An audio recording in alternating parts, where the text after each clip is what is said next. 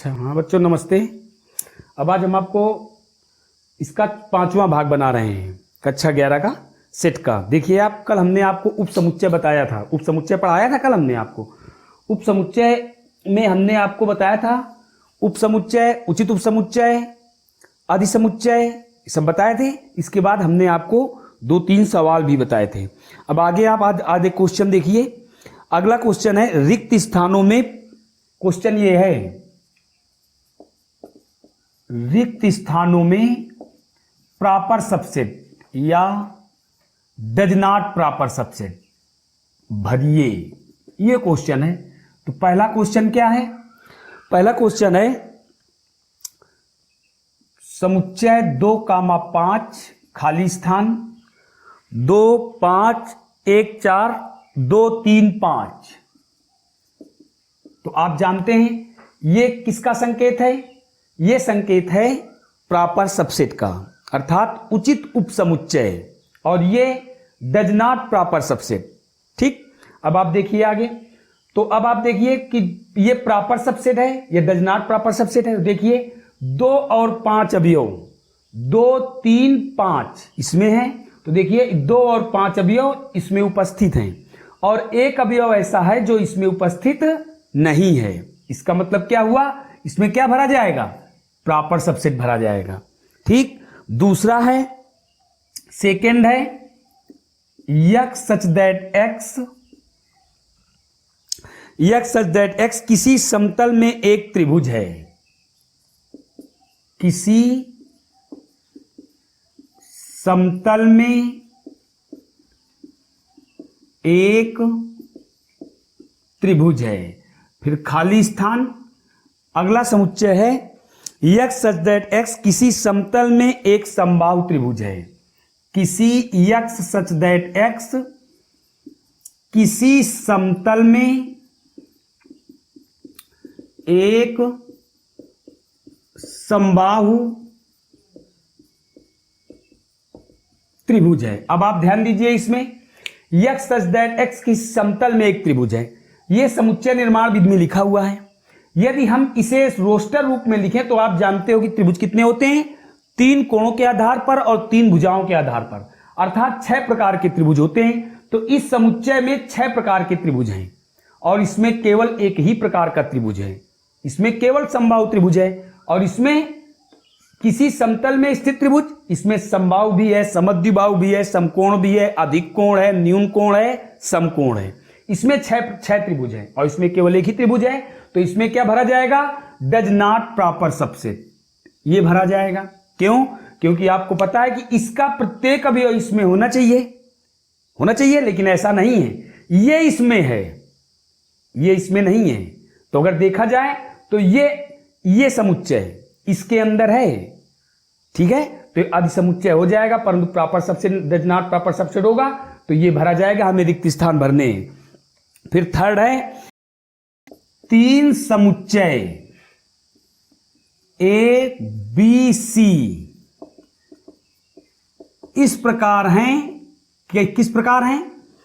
ए proper subset, ए belong B, थोड़ा ध्यान दीजिए आप, ए बिलोंग बी, और बी प्रॉपर सबसेट सी। तो क्या ए प्रॉपर सबसेट सी है? ये क्वेश्चन है, ठीक है, ध्यान दीजिए आप। तो क्या ए प्रॉपर सबसेट सी है? क्वेश्चन में ध्यान दीजिए। कह रहा क्वेश्चन ये है मेरा, क्वेश्चन है 3 समुच्चय ए कामा बी कामा सी इस प्रकार है कि ए बिलोंग बी। हमने आपको क्या बताया? ध्यान दीजिए, हमने जब आपको बिलोंग बताया तो हमने बताया था बिलोंग के बाईं ओर अवयव होते हैं और दाईं ओर समुच्चय होता है, ये हमने आपको बताया था। लेकिन देखिए यहां दोनों ओर अगर देखा जाए समुच्चय लिखे इसकी भाषा से, तो इसमें थोड़ा सा ध्यान देना है। और कह रहा बी प्रॉपर सबसेट सी, तो क्या ए प्रॉपर सबसेट सी है? तो देखिए आप हल, इसका आंसर हमने मान लीजिए माना कि ए इक्वल 1 है। अब हमसे क्या बता रहा है? ए बिलोंग बी बोल रहा है, तो बी इक्वल क्या होगा? ये समुच्चय, इस ए समुच्चय बी समुच्चय के लिए एक अवयव है तो आप इसको कैसे लिखोगे? समुच्चय 1 कामा 2। ये देखिए आप, समुच्चय 1 का संपूर्ण समुच्चय A B का अवयव है। और इसके बाद क्योंकि हमें पता है B प्रॉपर सबसेट C, तो इसका मतलब C इक्वल कितना होगा? C के B के सारे अवयव C में होंगे, 1 2 3, ये मान लीजिए हो गया। तो क्या A प्रॉपर सबसेट C है? कह रहा है A प्रॉपर सबसेट C है। देखिए आप, A प्रॉपर सबसेट C नहीं है, A बिलोंग टू C है। देखिए आप, तो A प्रॉपर सबसेट C नहीं है। क्यों नहीं है? क्योंकि समुच्चय A समुच्चय C का एक अवयव है। समुच्चय A समुच्चय C का एक अवयव है। देखिए समुच्चय 1 लिखा है और इसका समुच्चय एक अवयव है, तो इसका मतलब क्या हुआ? A प्रॉपर सबसेट C नहीं है, परंतु A बिलोंग C है। A बिलोंग C है। तो ये क्वेश्चन आप देखना, ये क्वेश्चन अच्छा क्वेश्चन है, इसमें विशेष ध्यान से देखना है इसको आपको। फिर अगला क्वेश्चन आइए आप, अगला क्वेश्चन है निम्न अंतरालों को, निम्न समुच्चयों को अंतराल रूप में व्यक्त कीजिए। निम्न समुच्चयों को अंतराल रूप में लिखना है आपको। पहला क्वेश्चन क्या है? पहला क्वेश्चन है x such that x belong to R comma 2 equal is less than equal x is less than equal 5। इसका अंतराल रूप लिखना है। तो कल हमने आपको इसका नियम बताया था शायद, तो इसका अंतराल रूप देखिए आप क्या लिख दोगे?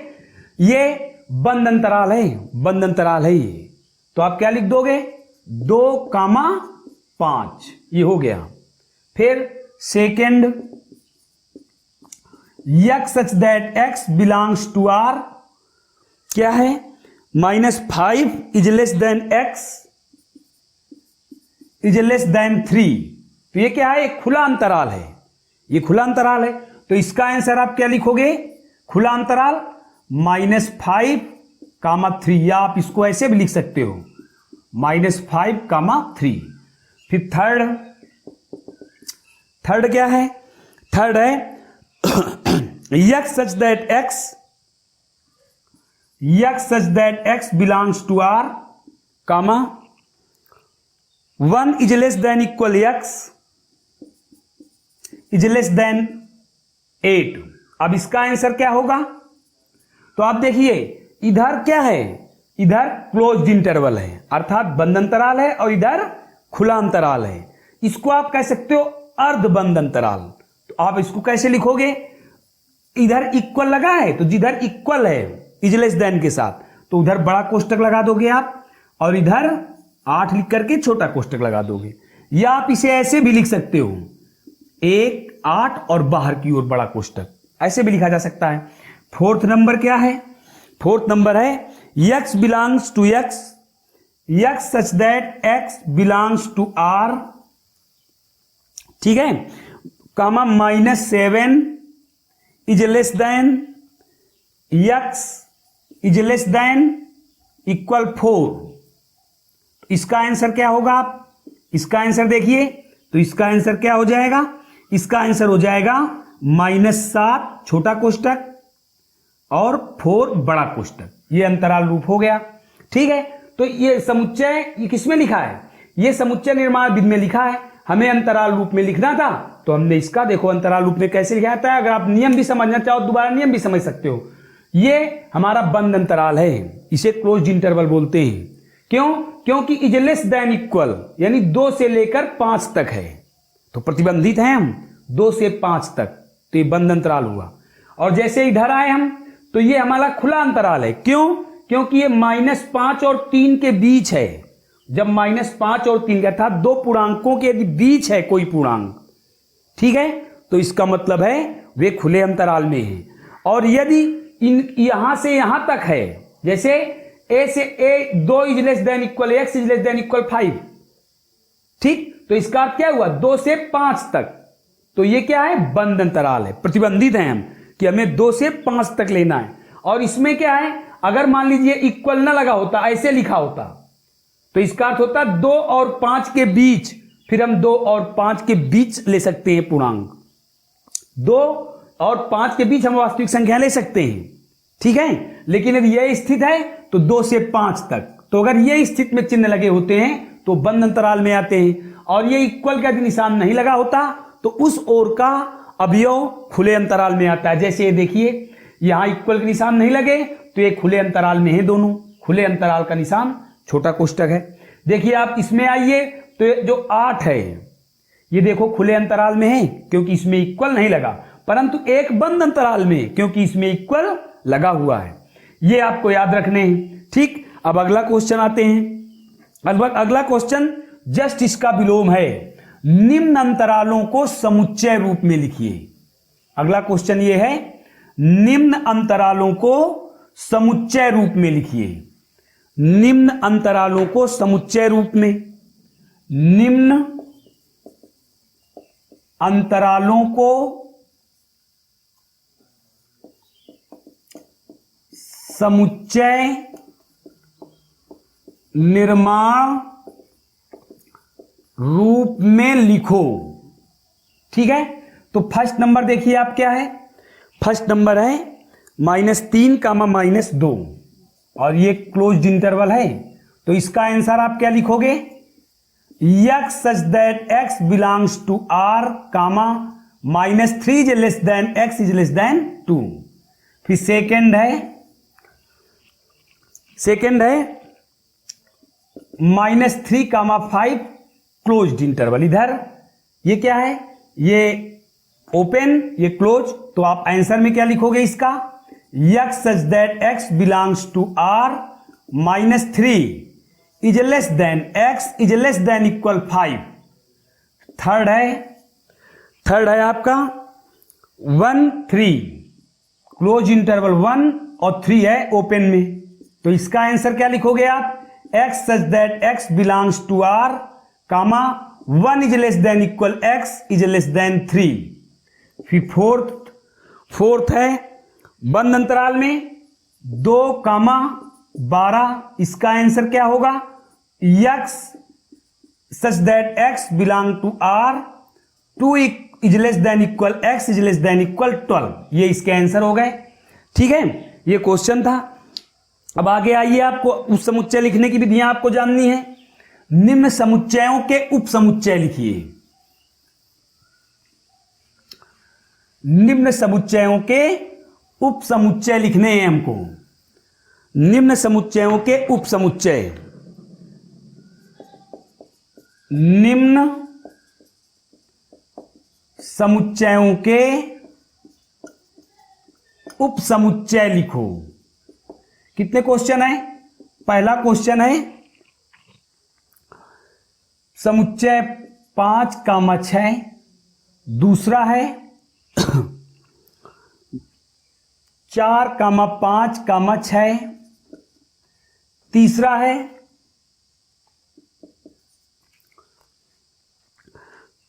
है 1 फाई है, तीसरा केवल फाई है, ठीक है।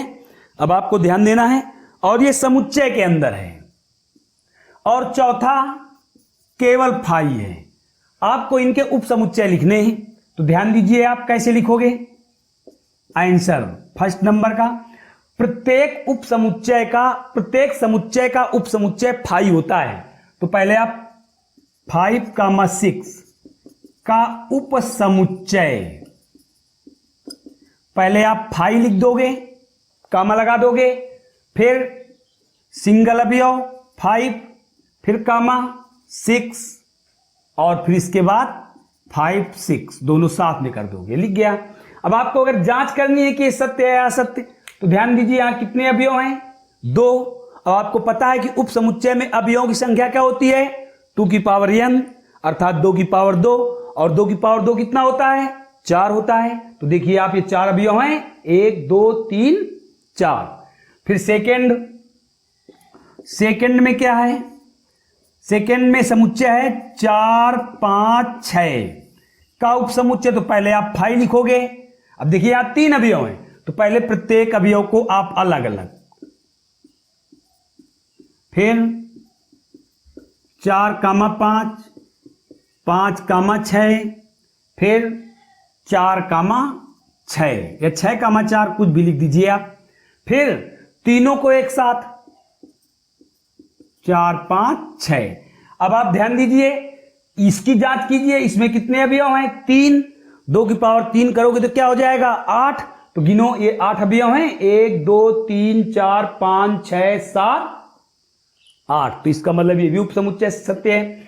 फिर इसके बाद थर्ड नंबर में फाई है, तो ये अधिक समुच्चय नहीं है, ये फाई एकल समुच्चय है, क्योंकि समुच्चय के अंदर बंद है।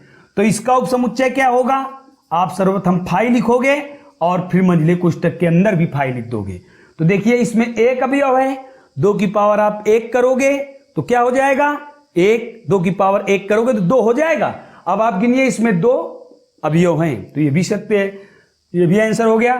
फिर फोर्थ नंबर में देखिए फाई लिखा हुआ है, इनमें दोनों में क्या अंतर है, ये मंझले कोष्टक के अंदर बंद है, तो ये समुच्चय का एक अवयव है। और देखिए इसमें मंझला कोष्टक नहीं लगा, तो इसका मतलब ये रिक्त समुच्चय है। इसका अर्थ क्या है, इसका अर्थ ये है, तो यदि हम इसका उपसमुच्चय लिखेंगे तो केवल फाई आएगा। क्यों, क्योंकि रिक्त समुच्चय स्वयं का उपसमुच्चय होता है, ठीक। और इसमें अवयवों की संख्या कितनी है, 0, अवयवों की संख्या 0 है, तो 2 की पावर 0 करोगे आप क्या आएगा 1, तो देखिए इसमें अवयव 1 है, ठीक। इस प्रकार से आपको उपसमुच्चय लिखने हैं। फिर अगला क्वेश्चन देखिए, अगला क्वेश्चन है उचित उपसमुच्चय। तो उचित उपसमुच्चय में फाई नहीं लिखा जाता, उचित उपसमुच्चय जो लिखा जाता है उसमें हम आपको फाई नहीं लिखना है। जैसे मान लीजिए क्वेश्चन है समुच्चय के लिए उचित उपसमुच्चय लिखिए, क्वेश्चन ये है निम्न समुच्चयों के उचित उपसमुच्चय लिखिए। उचित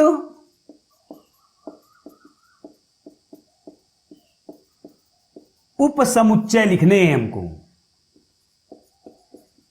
ठीक। तो कल हमने आपको बताया था कि किसी भी समुच्चय का उचित उपसमुच्चय फाई नहीं होता, किसी भी समुच्चय का उचित उपसमुच्चय फाई नहीं होता। और दूसरा हमने क्या बताया था आपको, दूसरा हमने आपको बताया था कि किसी भी समुच्चय का उचित उपसमुच्चय स्वयं समुच्चय नहीं होता, किसी भी समुच्चय का उचित उपसमुच्चय स्वयं समुच्चय नहीं होता, ये हमने आपको बताया था। तो ये आपको ध्यान देना है, ठीक है। तो आप गौर कीजिए, हम इसमें आपको बताने जा रहे हैं। तो उचित उपसमुच्चय आप कैसे लिखोगे, ध्यान देना आप। जैसे पहला क्वेश्चन है 2, 6, इसका उचित उपसमुच्चय लिखना है। फिर दूसरा क्वेश्चन है 1, 3, 5, बस 2 ही क्वेश्चन है किताब में आपकी, 1, 3, 5 अर्थात 1, 3, 5, इनके आपको उचित उपसमुच्चय लिखने हैं। तो ध्यान दीजिए आंसर में इनके आप, नंबर फर्स्ट है 2, 6 का उचित उपसमुच्चय। तो पहले आप कैसे लिखोगे, सर्वप्रथम आप फाई लिख देना, फिर 2 लिख दोगे, फिर 6 लिख दोगे, बस। अब आपको ये समुच्चय नहीं लिखना। फिर सेकंड 1, 3, 5 का उचित उपसमुच्चय, पहले आप फाई लिख दोगे, 1 लिख दोगे, 3 लिख दोगे, 5 लिख दोगे, 2 अवयवों का संबंध 1, 3, 3, 5, 1, 5, बस उचित उपसमुच्चय हो गया। अब एक चीज आपको सूत्र बता दें, शायद हमने कल ना बताया हो, उचित उपसमुच्चय के अवयवों की संख्या बराबर 2 की पावर n-1 होती है, ठीक है। और एक होता है वास्तविक उपसमुच्चय, वास्तविक उपसमुच्चय के अवयवों की संख्या 2 की पावर n-2 होती है, ठीक है। अगर मान लीजिए उचित उपसमुच्चय है तो हमने इसमें फाई लिख दिया। अगर कह देता वास्तविक उपसमुच्चय लिखिए तो फाई भी नहीं लिखा जाता, ना फाई लिखा जाएगा, वास्तविक उपसमुच्चय के लिए बोल रहे हैं। यदि आप उचित उपसमुच्चय के स्थान पर वास्तविक उपसमुच्चय कह देता तो ना तो हम फाई लिखते और ना स्वयं समुच्चय लिखते, तब केवल वे अवयव और अवयवों के संबंध लिखे जाते। ये दोनों प्रमेय हम तभी प्रयोग करते हैं। देखो प्रमेय क्या बताई हमने, प्रमेय आपको बताया था, अभी हमने दोहराया और कल भी हमने बताया था कि उचित उपसमुच्चय में ये हमें दो बातें ध्यान रखनी है कि उचित रिक्त समुच्चय, ठीक है, किसी भी समुच्चय का उचित उपसमुच्चय नहीं होता। दूसरी बात, स्वयं समुच्चय, उचित उपसमुच्चय का स्वयं कोई समुच्चय नहीं होता। ठीक है, ये दो बातें हमने कल बताई थी। तो देखिए हमने प्रयोग में क्या लिखा है, उचित उपसमुच्चय में हमने फाई लगा दिया, परंतु स्वयं का समुच्चय 2,6 नहीं लिखा, ऐसे इसमें कर दिया। लेकिन अगर हमसे वास्तविक उपसमुच्चय कहता तो हम फाई को भी हटा देते। अगर हमें यहां वास्तविक उपसमुच्चय लिखना होता तो केवल 2 समुच्चय और 6 समुच्चय लिखते, बस। इसमें ये फाई हटा देते, यहां से यहां तक लिख देते। ठीक, कोई दिक्कत?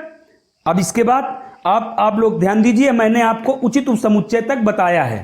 अब हम आपको अगले वीडियो में बताएंगे। ठीक है, आप मेरा वीडियो पूर्णतः देखना। हम आपसे गुजारिश करते हैं सब्सक्राइब करना, शेयर करना, जो हमारे अंदर कमियां हो बताना, हम पूर्णतः ठीक करने का प्रयास करेंगे। हमसे अच्छा से अच्छा जो बन पड़ेगा हम आपको बताएंगे, दिखाएंगे। ठीक, नमस्कार, जय हिंद, जय भारत।